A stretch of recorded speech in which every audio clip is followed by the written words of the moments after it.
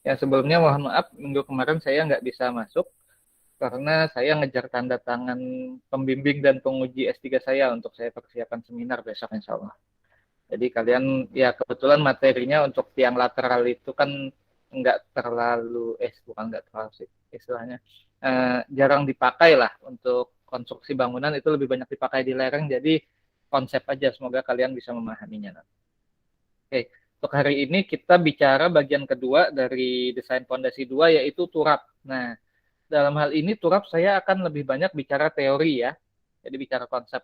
Kalau mau rumusnya kalian bisa lihat di TA-TA kakak kelas kalian ada. Oke, saya share screen dulu sebentar. Kita hari ini bicara turap.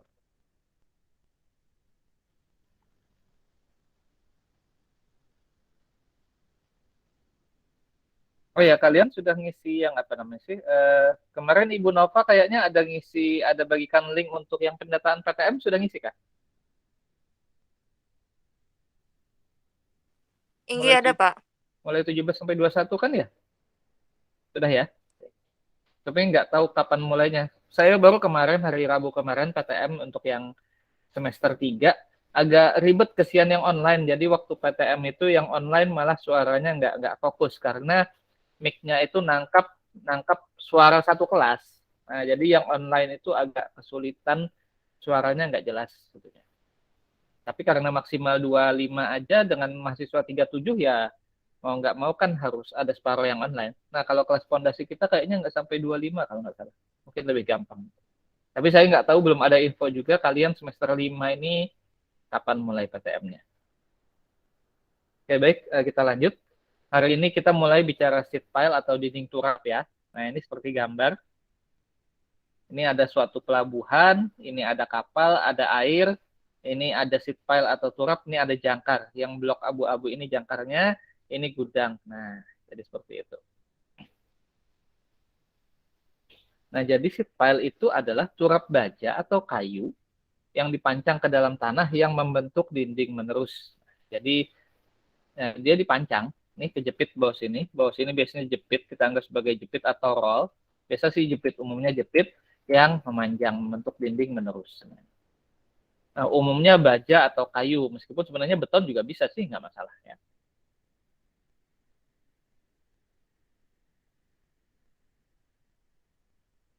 Sekarang ini bentuknya, nah baja. Jadi sheet pile itu dia batangan. Nah, panjangnya seberapa?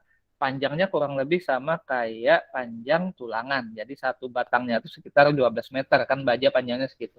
Nah, contohnya yang di veteran, siring veteran yang di depan Gramedia itu turapnya ke dalamnya sampai 14 meter. Jadi di atasnya disambung pakai jadi yang sisa 2 meter itu adalah blok beton, balok beton yang dicor ke atasnya sekalian untuk pengunci turap. Nah, pelaksanaannya sendiri sama seperti tiang pancang, jadi dipukul, di hammer dari tinggi ini sampai jadi kayak gini. Nah, antar turap itu nggak dilas. Jadi antar turap sambungannya itu adalah memang menggunakan sambungan fisik atau badan dia sendiri. Ini kalian lihat, ini kan, nah kelihatan ini kayak Z nih. Nah, jadi kayak tangan tek kayak gitu. Jadi masukkan turap satu dulu, terus atasnya, dari atas ditaruh turap satunya, dipaskan lubangnya ini. Nah, kalau sudah pas, lubangnya pas baru dipukul. Jadi dia nguncinya interlockingnya itu interlocking ke apa, ikatan fisik. Nah, ini antar struktur kayak gini. Nggak dilas, nggak. Ini memanjang sampai ke bawah. Nah, kapan kita perlu turap? Di mana posisinya? Turap adalah dinding fleksibel yang umumnya plat baja yang saling terkait interlocking, bisa single, bisa double. Bagian atasnya dapat ditahan oleh satu atau lebih anchor atau ties, terutama dipakai untuk dermaga dan galian sementara. Nah, ini yang atas ini, yang kanan atas ini, kecepatannya, yang atas ini adalah yang single. Jadi satu lapis. Nah, yang ini double.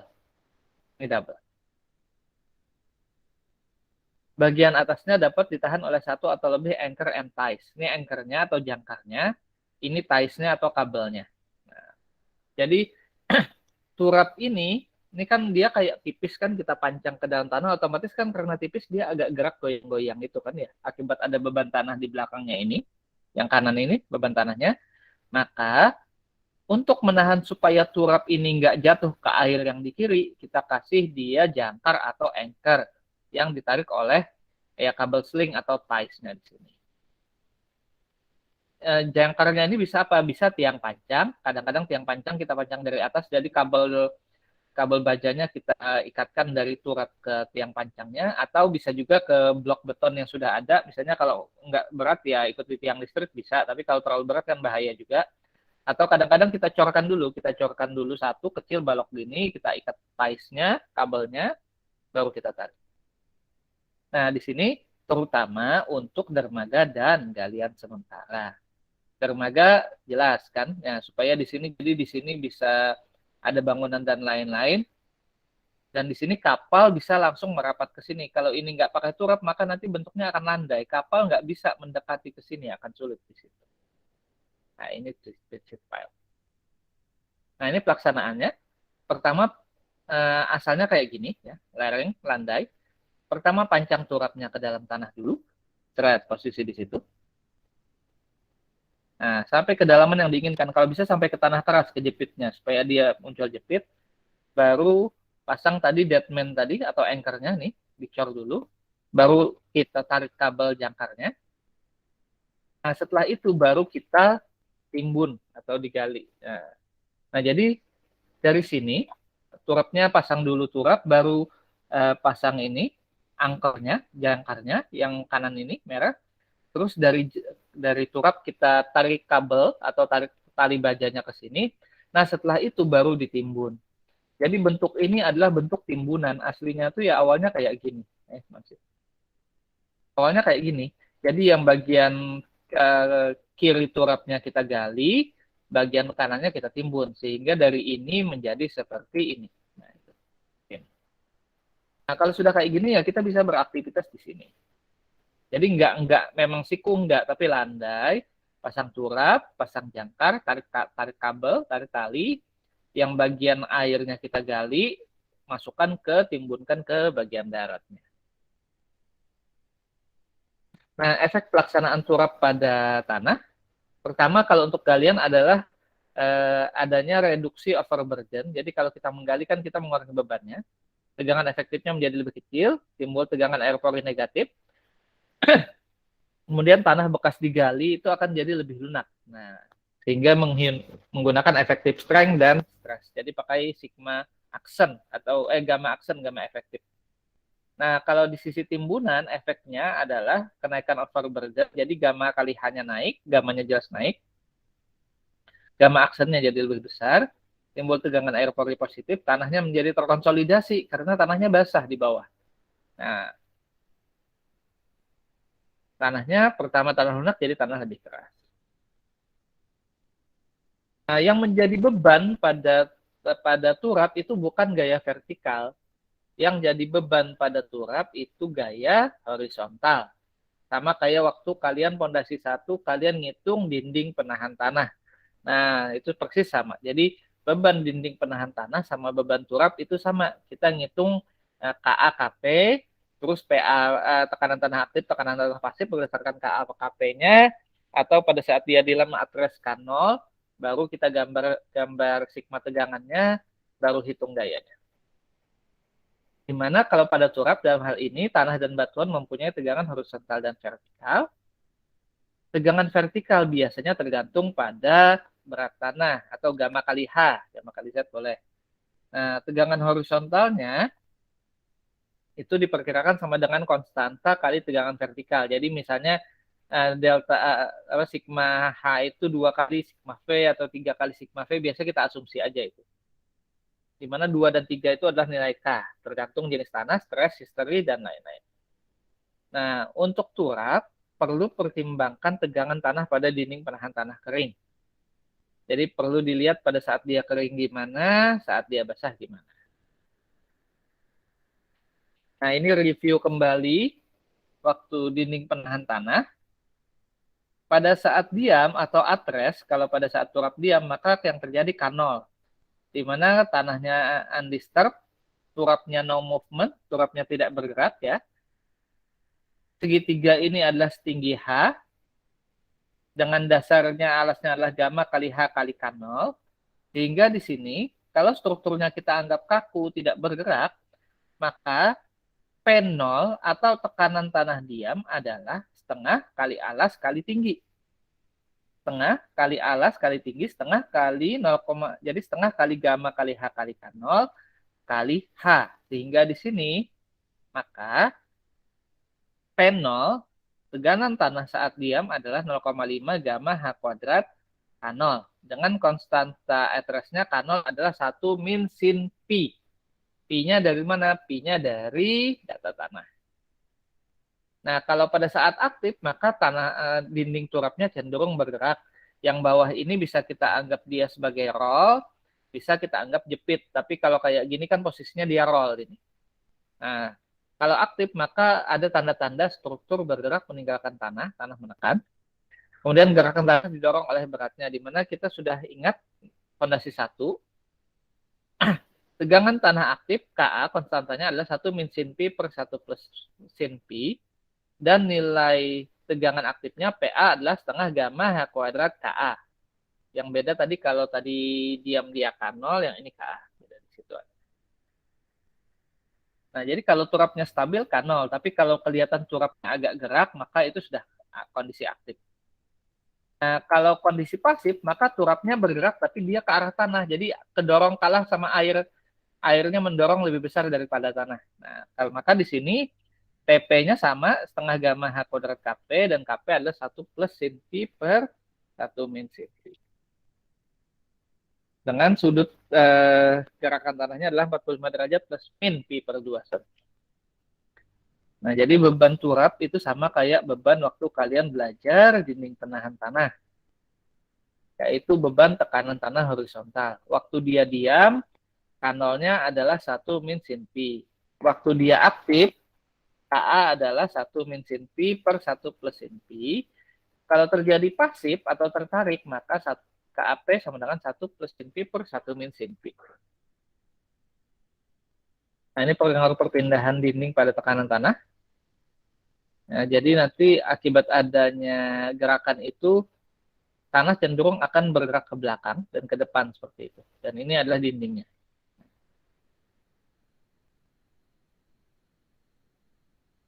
Nah, dalam hal ini, KA, KP, K0, dan P tadi tergantung pada sudut gesernya, friction angle-nya, geometrinya. Nah, ingat kembali ke pondasi 1 ya. Kalau permukaannya rata kan rumusnya lain, kalau permukaan miring rumusnya lain. Gesekan dinding dan kohesi di sini. Gesekan dinding itu juga sama. Kalau baja kita anggap halus, tapi kalau kayu kan ada gesekan, kalau beton ada gesekan, dan nilai C. Nah, pengaruh air gimana? Kalau ada air, dia nambah beban, jelas. Maka di sini drainasenya penting. Kalau drainasenya tidak bisa kita jamin, maka kita menghitung dengan asumsi paling jelek, yaitu apa? Muka air maksimal, beban air maksimal. Nah, gimana akibat muka air maksimal itu, maka tegangannya tegangan efektif. Jadi gamanya jadinya gamma aksen tambah U. Nah, U-nya ada gaya air muncul akibat adanya air tersebut. Nah, beberapa metode untuk analisis, yaitu ada free earth support, ada fixed earth support. Kalau free earth support artinya bawah ini kita anggap gerak, bawahnya kakinya turap itu kita anggap roll. Jadi bisa gerak horizontal kiri kanan, itu free earth support. Tapi kalau kakinya turap kita anggap jepit, maka itu fixed earth support. Kemudian ada pengurangan momen akibat Rose Moment Reduction Method. Nah, bisa juga dihitung berdasarkan metode numerik menggunakan software-software. Tapi perlu diingat semua adalah pendekatan. Nah, terus terang sheet file ini termasuk yang banyak menimbulkan masalah itu, nggak apa-apa. Nah, ini kalau sudah kayak gini, maka kalau sudah kita hitung aktif pasifnya, kita gambar secara skalatis ya. Maka kita gambarkan beban luar surcharge-nya di mana, tegangan tanah aktifnya bentuknya seperti apa, tegangan air seperti apa, jangkarnya di mana, dan tegangan pasifnya di mana. Nah, itu di situ. Dengan semua dimensi-dimensinya. Jadi ini H, ini D, dan lain-lain. Dalam hal ini yang bisa kita ketahui adalah surcharge-nya ketahuan, beban luar sudah ketahuan. Beban aktif, tekanan tanah aktif, pasif, dan tegangan air itu bisa kita hitung. Nah, yang belum diketahui itu biasa di perencanaan yang dihitung adalah berapa kedalaman berapa kedalaman turap, berapa beban jangkar, dan berapa pile X-section-nya atau posisi dia belok di mana. Nah, ini pengaruh kedalamannya. Kalau fix, ini kita anggap jepit di bawah ini. Nah, kalau jepit kan dia bisa nahan momen. Jadi seperti ini, pasif. Nah, bentuknya seperti ini. Bentuk momennya. Pasif, aktif. Nah, kalau dia roll, maka yang free, maka kita anggap dia sebagai roll, maka di bawah ini momen sama dengan 0. Momennya, bidang momennya jadinya seperti ini. Ini ada aktif, ada pasif. Nah, ada aktif, aktif, pasif. Jadi bedanya kalau metode fix itu kita anggap sebagai jepit, dia menahan momen di bawahnya. Tapi kalau fix ini artinya turap harus terjepit sampai ke tanah keras. Kalau tidak sampai ke tanah keras, maka yang terjadi adalah yang free, yang roll, yang kiri ini. Nah, sehingga di sini di ujung dia 0, momennya seperti ini gerakannya. Nah, free earth ini adalah metode yang paling tua dan paling konservatif, yang roll tadi. Seiring menghasilkan desain ekonomis dengan kedalaman yang lebih kecil dan momentum yang lebih besar. Jelas kelihatan di sini. Kalau fix harus sampai ke tanah keras. Kalau free roll, ya dia di atas saja nggak apa-apa. Dalam hal ini, turap dianggap rigid, berotasi terhadap titik angker. Nah, jadi dianggap turap itu kaku, jadi dia jalannya kayak gini. Kedalaman pemancangan ditentukan dari keseimbangan momen pada titik anchor atau pada jangkarnya, dan harus dihitung keseimbangan horizontalnya. Nah, dalam hal ini, momen maksimumnya adalah saat bidang D-nya melintang bidang D-nya sama dengan 0. Nah, ini yang free earth support tadi.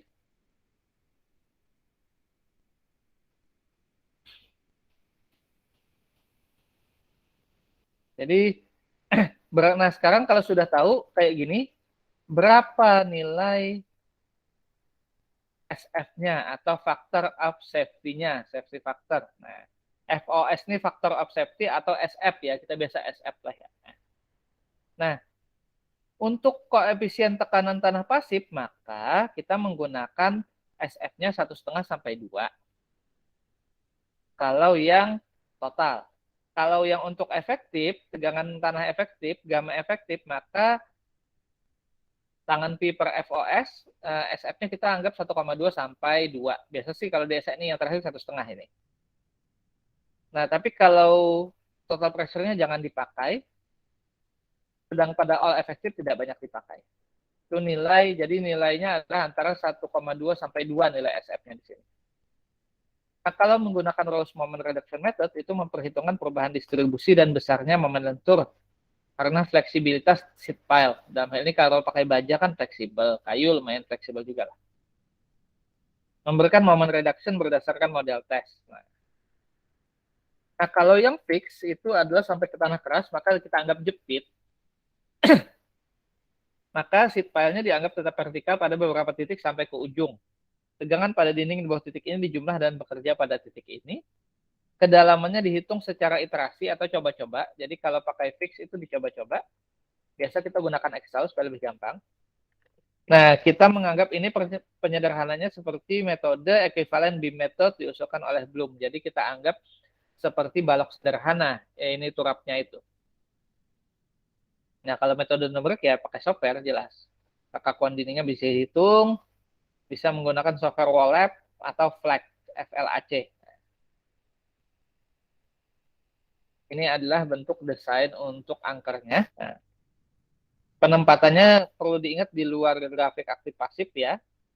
Ini kapasitasnya sendiri adalah gaya aktif dikurangi gaya pasif atau kurang lebih adalah 0,6 gamma Kp D kuadrat per SF di sini. Nah, di sini.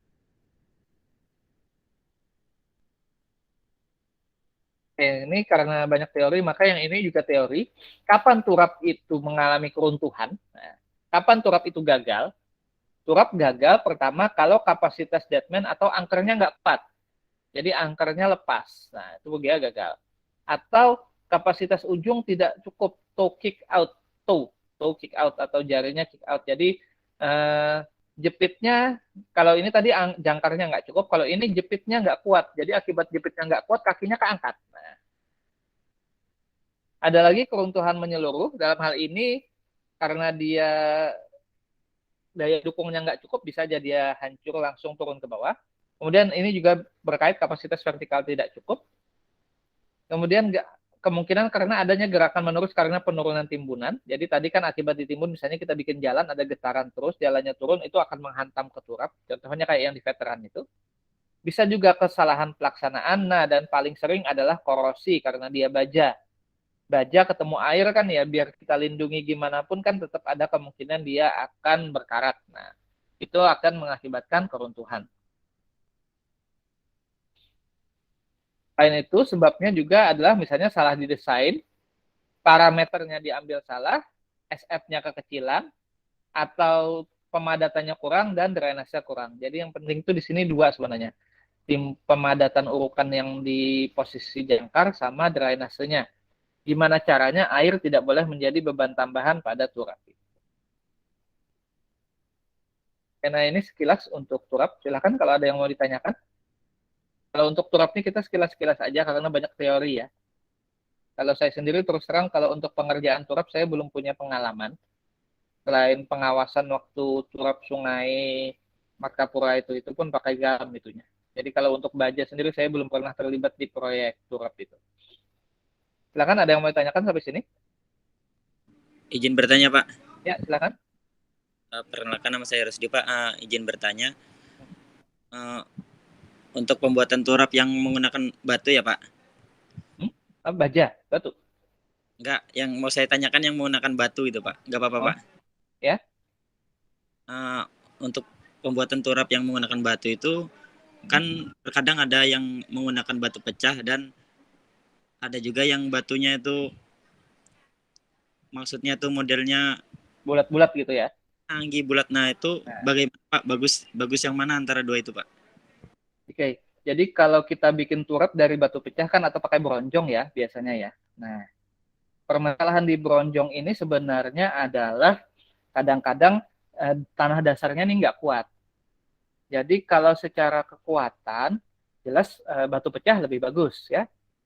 Nah, tapi batu pecah ini juga kadang-kadang karena dia tajam-tajam, kawatnya itu bisa lepas. Nah, kalau batu-batu bulat itu lebih ringan, tapi posisinya juga lebih kecil. Jadi sebenarnya kalau yang lebih baik adalah kita lihat yang lebih ringan yang mana. Nah, sebenarnya kalau dilihat ya yang batu bulat, batu sungai itu dia lebih ringan ininya. Jadi kalau untuk keawetan dinding penahan tanah yang pakai turap, pakai batu, contohnya yang di Open Space Unlam. Open Space Unlam ini itu pakai batu. Itu sebenarnya kalau bisa dapat yang batu bulat-bulat tadi, batu sungai itu lebih baik. Nah, tapi batu sungai ini kan kecil-kecil ukurannya ya, kalau kita bandingkan batu pecah kan ya. Dan volume banyak kadang-kadang bisa nggak cukup. Nah, jadi secara struktural lebih ringan batu sungai, jadi dia risiko runtuh lebih kecil. Nah, cuman masalahnya di ketersediaan bahan. Contohnya kalian praktikum TBK pakai batu apa? Pakai batu pecah Pak. Nah, batu pecah kan, karena memang untuk volume besar batu pecah itu lebih gampang kita dapatkan daripada batu bulat-bulat itu. Nah, tapi bagus ininya. Jadi kalau secara struktural lebih ringan batu bulat ya. Tapi ya itu ketersediaan bahan mungkin agak sulit. Saya punya nggak ya yang contohnya pengerjaan yang itu IDB yang untuk Open Space Unlam Banjarmasin itu dia pakai batu yang pakai batu pecah ininya turapnya. Pas posisi yang jalan depan teknik Banjarmasin tuh loh, itu kan ada jalan kan dapat teknik BJM. Nah itu di situ. Ada nggak ya saya lupa. Itu sih pakai kawat bronjong biasanya. Saya lupa saya punya fotonya apa enggak ya. Silakan sambil ada yang mau ditanyakan lagi. Bagus pertanyaannya. Jadi batu bisa, baja bisa, kayu galam bisa, ya. Baja beton bisa. Cuman tinggal masalah interlockingnya tadi, kalian ngunci antar segmen tuh nguncinya gimana. Kalau baja kan gampang, nguncinya langsung masuk. Kalau galam tuh kemarin kami pakai ini disilang, jadi habis ada yang berdiri silang lagi.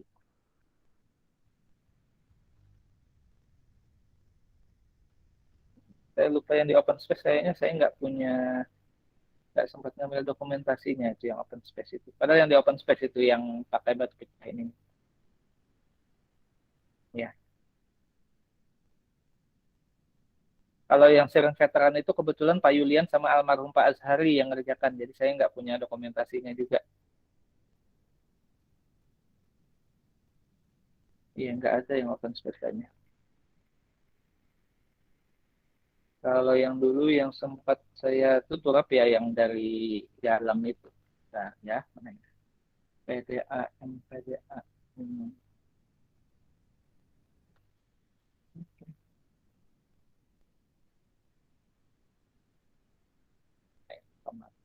Langsung aja. Nah, saya carikan contoh.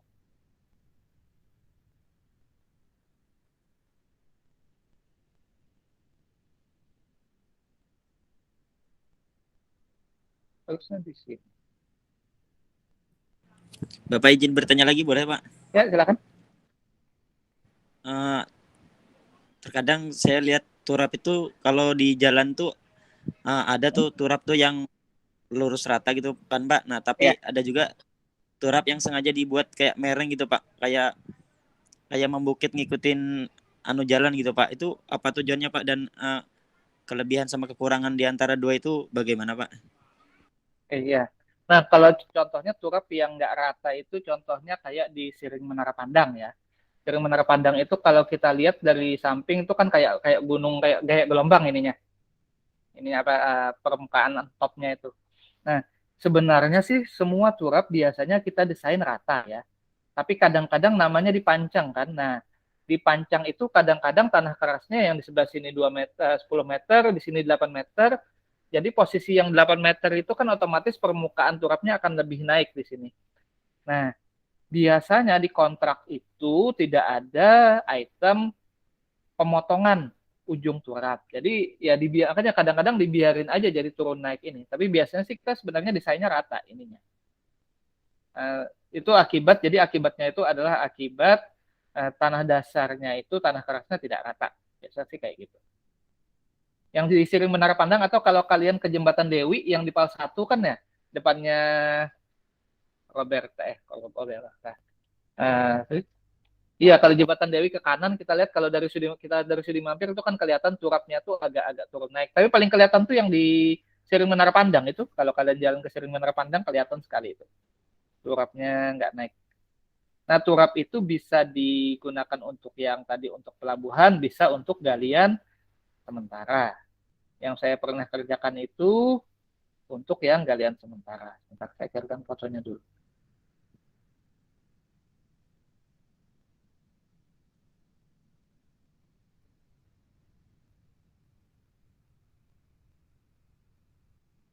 Gambar turapnya.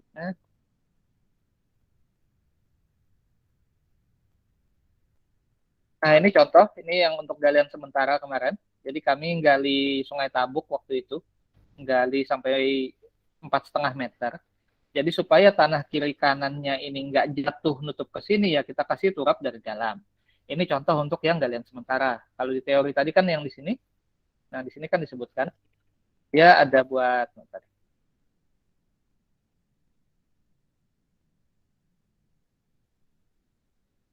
nah, terutama dipakai untuk dermaga dan galian sementara.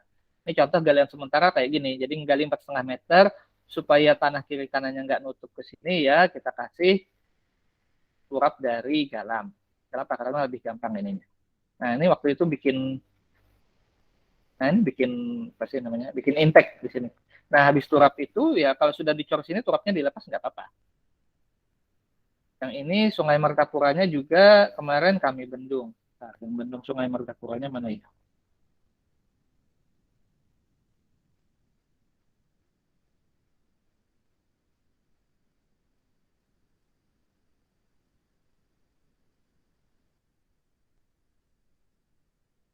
Nah, ini waktu mulai gali, jadi kalau kalian misalnya mau gali, maka pasti pakai turap biasanya.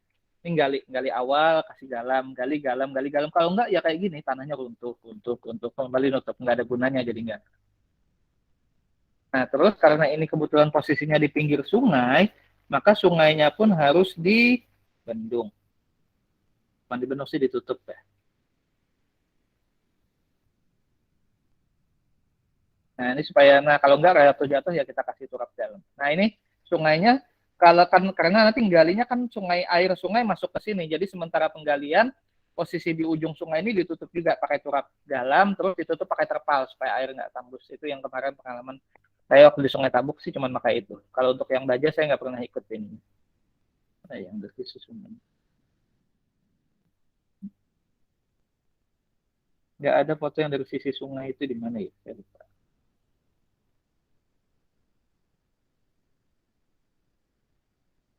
Ini kerjaan tahun 2018. Ya, sambil ada yang mau ditanyakan nggak apa-apa? Saya ngasih gambaran aja yang pernah saya laksanakan ya. Kalau yang baja, yang veteran itu kemarin Pak Yulian yang megang soalnya. Sama Pak almarhum Pak Azhari. Jadi saya nggak punya record. Oh, ini. Nah ini untuk yang, jadi posisi sungai ditutup dalam juga pakai terpal supaya air nggak masuk. Baru nanti ke sini. Ini contoh untuk yang galian sementara. Kalau yang tadi yang nggak rata tadi ya itu jadi karena tanah kerasnya nggak rata, jadi permukaan turap itu dia ngikut bentuk tanah kerasnya.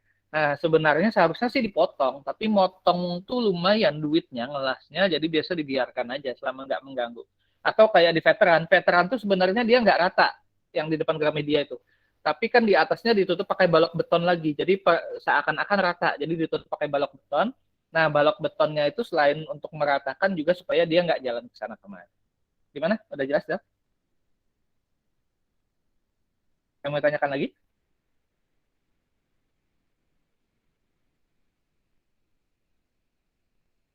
Nah, ini dulu untuk mendung Sungai Martapura ya pakai galam aja. Silakan, ada lagi yang mau ditanyakan? Iya Pak, terima kasih Pak. Bagusnya sih rata ya. Memang sebenarnya desainnya rata, tapi biasanya yaitu seingat saya kalau proyek turap itu karena asumsi dia rata, kita nggak pernah menganggarkan untuk motong. Motong baja itu kan lumayan nih, capek. Kelasnya luar biasa itu. Kayak kalau kayak di veteran tuh nggak rata diakalinya ya, jadi balok betonnya yang nutup. Itu biasa segitu. Kalau kalian mau lihat yang batu ya yang di open space ini. Kalau pas lagi ke Unlam Banjarmasin kan yang di depan Fakultas Teknik itu pakai dinding penahanannya pakai batu itu vertikal. Batu pecah biasanya ya itu batu bulat susah nyarinya. Untuk dalam volume besar ya. Kalau mau volume kecil sih nggak apa-apa. Ya kan? Lagi. Oh ya jangan lupa kalian absen di sistem ya. Saya lupa. Kemarin juga meskipun PTM tapi kelas PTM tetap yang dipegang absennya absen absen portal dan agak sulit koneksinya kemarin. Maksimal 25 orang aja di kelas itu. Belum lagi antrian di parkir kan, nge-scan QR code-nya masuk keluar.